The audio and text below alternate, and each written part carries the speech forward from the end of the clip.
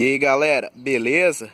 Estamos aqui mais uma vez mostrando o escapamento aí que a gente fabricou aqui para Kawasaki Z1000. Escapamento full desde a saída do motor, em aço inox, ponteira em alumínio anodizado, pode ser usado com DB Killer. Lembrando aí que são duas ponteiras e o escapamento duplo, 4 em 1 para 2. Vamos ouvir agora aqui, ó, o ronco dessa máquina para vocês verem como é que ficou esse trabalho.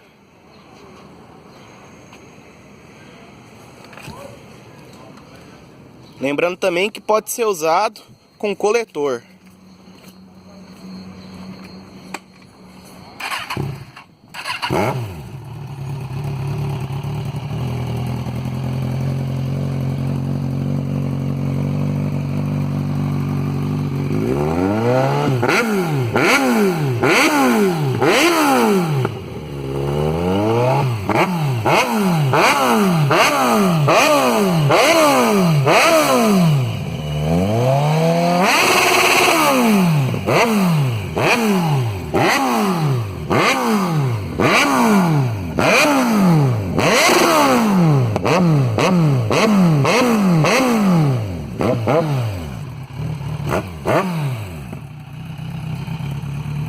É isso aí galera, valeu, um forte abraço.